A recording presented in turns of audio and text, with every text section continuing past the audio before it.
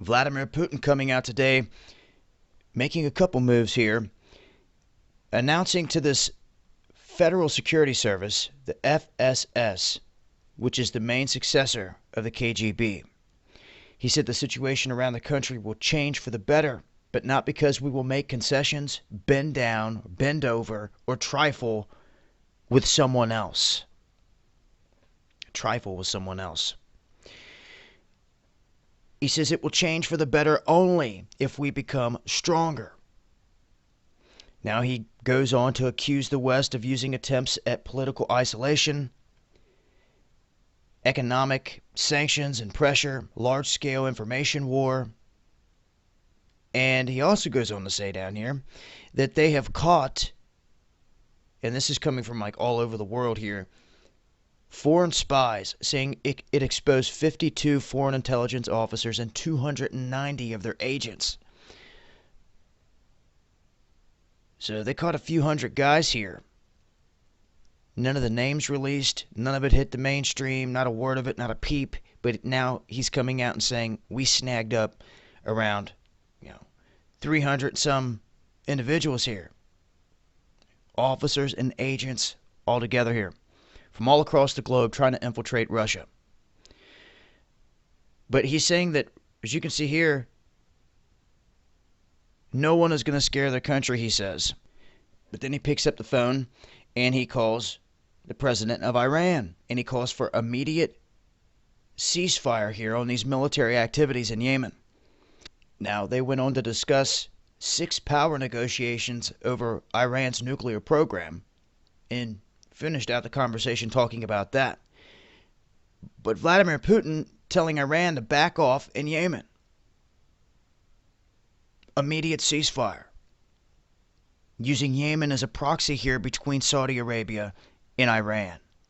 Iran being the Shiite Muslims, Saudi Arabia being the Sunni Muslims. And you can see that this is a huge Muslim proxy war with other people involved all the way around. And of course, when you have 9 countries bombing one little area, or 10 now with Egypt backing it, that's a lot of firepower, a lot of bombs being dropped on this area.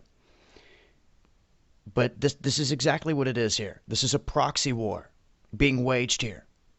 And that's the same thing you're seeing in all of these other countries. It's these countries that are afraid to go head to head and just go banging it out. Instead of Iran and Saudi Arabia just saying the hell with it and banging it out. Nope, they're going to use these other countries and trample through them and use them as the proxy war. No, use them to fight the proxy war. Through them. It's not going head to head anywhere. It's inside of these other countries, and it's the same old song and dance. Innocent people get killed and trampled and murdered, and then they set up their puppet regime when it's all said and done. And how convenient Russia's calling on Iran to back off of all this. And maybe here at some point you people will see when I say that this is a world stage that it is just that.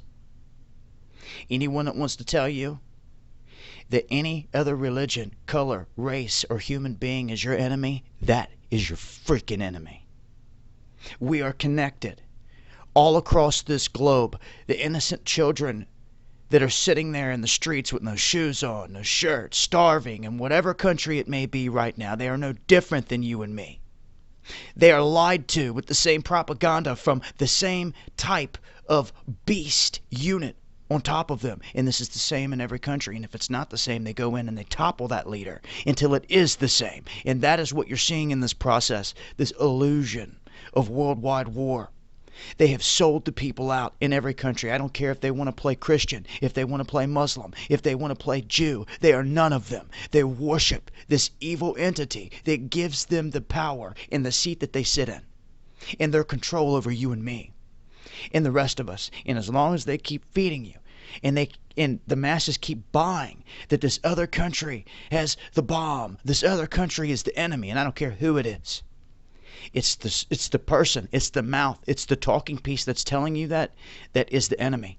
Don't you find it kind of funny that Russia's now saying they got to back up and they got to focus all of their attention on ISIS? How come Vladimir Putin's not coming out and saying who ISIS is? How come Vladimir Putin's not telling the world who created and funded ISIS? How come he's not saying all that? Why? Because he's part of the freaking game. All these world leaders are. It's time for you to wake up. They worship a higher power that gives them the technology and the power that they so love. And if all they got to do is lie to you and have that power and control over you to manipulate you, they're going to do so. Because they believe none of you have it in you to wake up and rise up and kill this beast. And until you do, they're going to run rampant on all of you and continue this thing that they've been doing for centuries. Running both avenues. Controlling both sides of the war front. Do your research. Research the Bolshevik Revolution in Russia. Research what happened in Iran decades ago. Research your Jesuits, and you will find your answer to this game. This is a puppet show worldwide. Every religion they're using to their advantage. Every virgin mind they are manipulating to their advantage. Can't you see? Can't you step back and see the bigger picture? What are you going to do when God shows up and he looks at all this and he says, who walked righteous? Who did the right thing? No, none of these guys. All these guys are going to run for the hills. All of them. But before that, they're going to try to have their fun in the sun, so to speak. You remember me. Remember me telling you. Because I don't hear no one else out here telling it like I am. Like this. The real. This world is a stage. That's the truth.